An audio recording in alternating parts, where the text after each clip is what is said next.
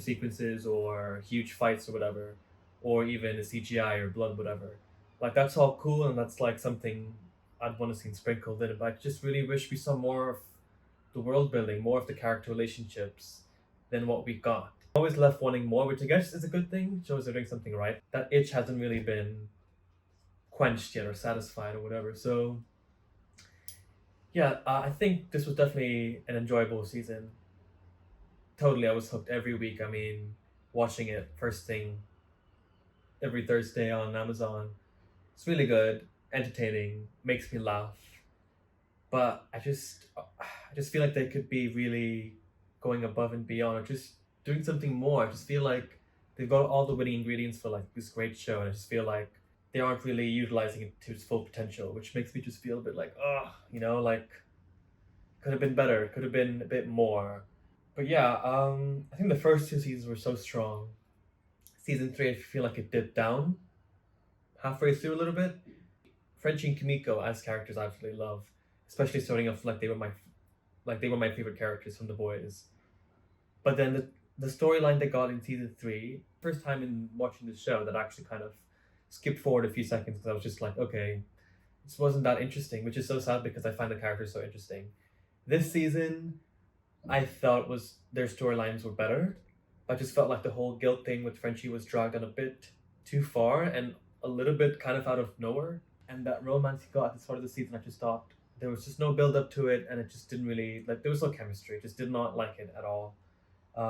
Yeah, and so I'm happy how things turned out in the end. And of course, the separation was so sad. You know what's crazy? I didn't even notice Kimiko screaming because I was so pissed off that they killed off the humans in such an unsatisfying way that I was just so pissed off and so conflicted that and I wasn't even paying attention. It was only when I was scrolling on X Twitter that I saw like someone showing the video and like with the caption of her speaking. It's a gut wrenching moment. I thought, wow, how the fuck did I miss that? And I watched that clip again and I was like, that's actually so sad. I wish I was like paying attention, but I was just so caught off guard the fact that they killed her off. Because they've been hyping her up since what, season two? Season two. They hyped up this big invincible head popping killer. And then I grew to like her and I liked her charisma, her personality, especially this season at the start she was so good. And I feel like she didn't really get much action sequences. She didn't really get much as I would have liked, I guess. And then her fight in the end, I just thought was disappointing. Maybe I'm just so pissed off at the choice that happened there. I think that's what really happened. That's why I'm so like conflicted about this episode of the season. Just like the choices, like I understand The Boys goes for offbeat choices that favor the villains, which I do respect. I think that's not something you see that much in Hollywood, or especially big budget TV shows or movies, whatever. So I do respect it, but yeah, I do respect it, but it's like it's still annoying because it's like, oh, this is so fucking frustrating to see. But I just think that she should have. I don't get why she didn't even remotely fight back with her powers. I thought the finale was definitely missing like an epic showdown, like we usually see. I was looking forward to it all season, like this massive big showdown, you know. So yeah, it would have been nice. It would have been nice, and I feel like we didn't really get that in this finale. But could just be me feeling that. I'm not sure. But that's why I think that if they made that fight between Newman and Butcher, who I fucking hate, he's like the worst character on the show for me now. But if they made like the fight between them more engrossing, engaging with like her actually trying to use her powers, maybe like popping space around him or like his tentacles, whatever, I would have been more satisfied. Just feel like she kind of went out with a bit of a whimper, especially considering how much she's been hyped up since season two as this invincible killer who may even be potentially strong enough to kill Homelander. For her to just be killed like that, I thought was like quite a bit disappointing. But it was nice to see the Gen V characters, although they really did do cameos. Maybe I went in with high expectations because I'm sure I read somewhere that those characters from Gen V, especially like the main actress who has blood powers, would be present in the season. But maybe I read wrong information, or that was just someone saying something. Because I went in kind of expecting to see a lot more of them. Because we really got to see them as like extras halfway through on that stage. I think she said one line, and then they're like, Kimiko's story really quick. Yeah, I thought her story this season was quite nice with the whole fighting thing and her talking about her trauma and stuff, and her eventually getting her voice back and falling in love or admitting her love for Frenchie, which I didn't expect. I wanted that at the start, since season 1 and 2, and then I thought, okay, they're definitely going to be platonic or something, because she was showing absolutely zero interest, and then obviously gets revealed that she was just doing that because she thought she didn't deserve him, which is obviously quite cute and admirable. But that was cute, I guess. But it's funny because even though I was so like desperate for that to happen, because so much time had passed, and I accepted the fact that okay, they're just gonna be friends. But it did happen. I was like, oh, that's cute. Oh, but it wasn't like as endearing as it could have been if I guess, held hope to them being together. I guess, but it was quite a it was a nice shot and a nice little scene. Butcher and Homelander's son. What's his name?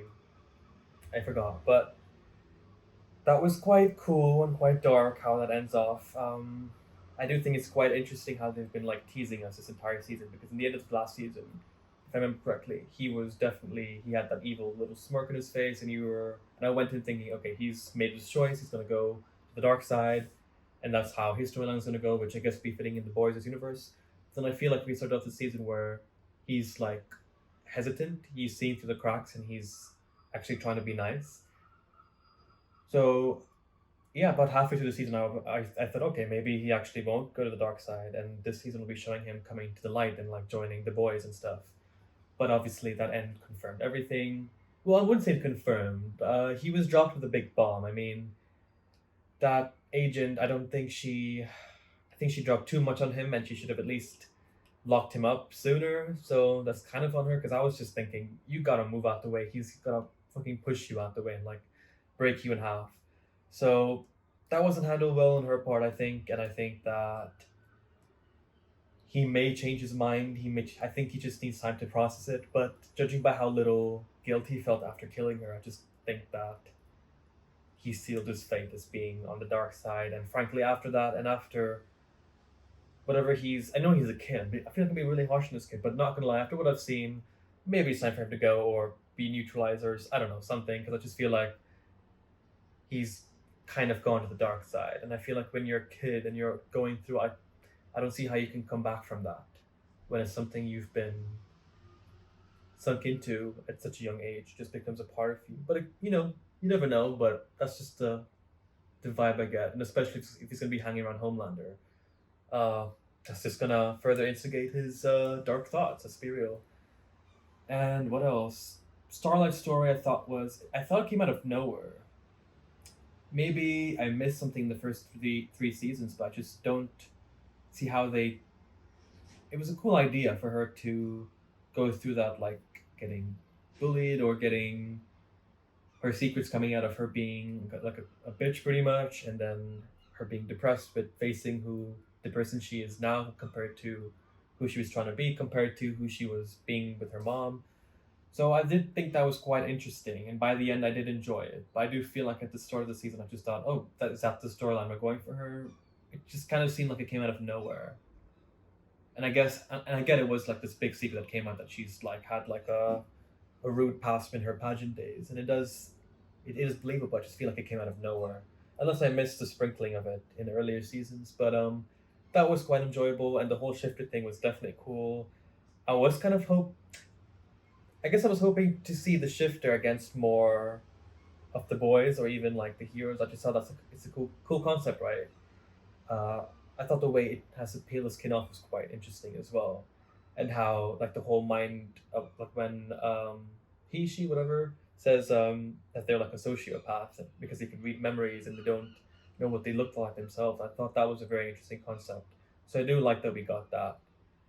But yeah, I would have liked to see more fights with the shift against other people. That's like a very niche thing. I mean, I guess now talking about the whole episode, it was quite good. I think I was mainly pissed off at this choice of killing Humanoff because I was really digging her as a character and she was like high on my list. But I will say that they did hype her up a lot. So I do think it was quite disappointing that that's it. I just kind of feel like she went out in a whimper. And obviously, her daughter being sent to Red River is so dark and so twisted. But not gonna lie, that daughter looked not the nicest person. But then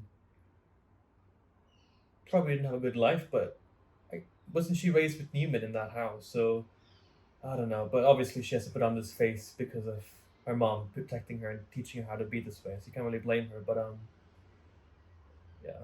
But other than that, it was a good episode. The whole thing with Sage was really interesting. I think that saved her character for me because I thought like, okay, where is this going? What was the point of this?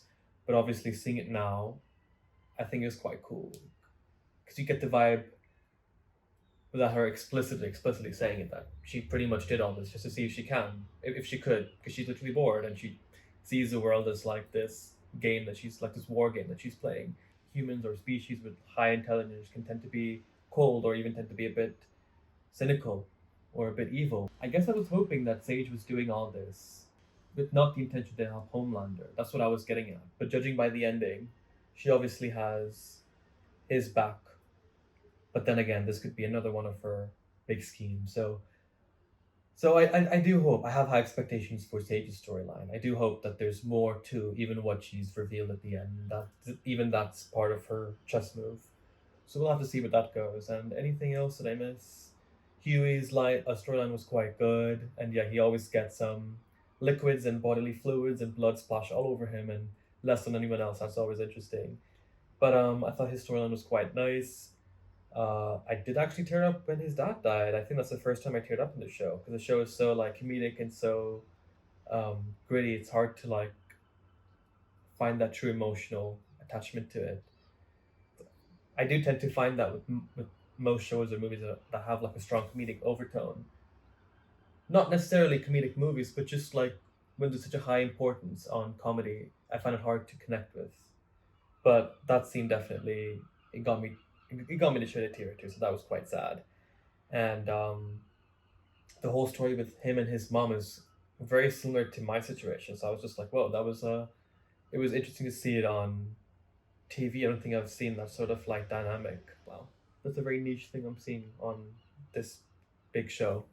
Obviously, Homelander killed all his scenes. Like, he's definitely something to look at, and the whole milk situation is getting definitely far out of hand. Um, the Deep, I think I think the Deep should have died this season. Not gonna lie, I do think they're dragging his character out. I'm kind of getting a bit over it, and he's definitely beyond obnoxious. So I do hope that he's on the chopping board next season.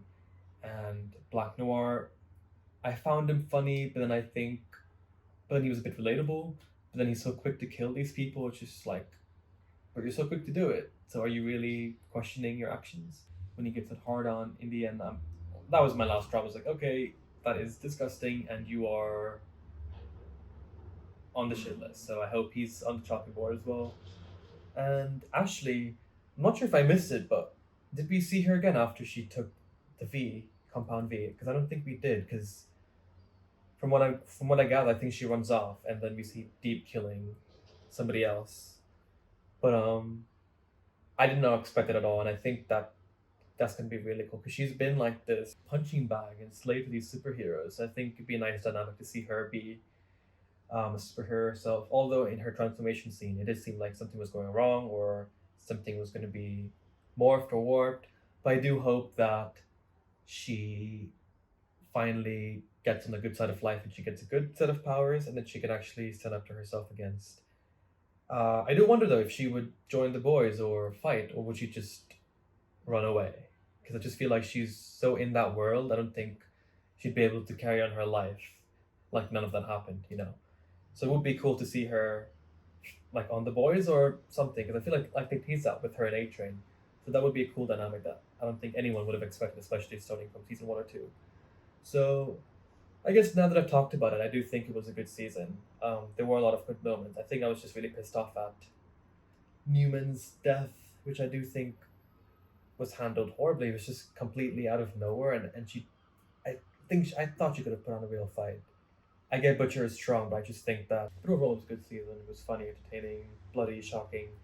My only critiques is like I said before. I just think the focus on the sexual nature and the shock value is quite a bit, and I think we see it in large amounts, especially considering the fact there's only 8 episodes in the show, and the fact that I think the world is so fascinating to me. The world building and lore and conversations and these superheroes and characters, even just talking moments, the drama is so thick, I just don't get why they feel the need to rely on shock value and the sex and the kinks and everything. I just feel like it's like they don't need to do that to that extent.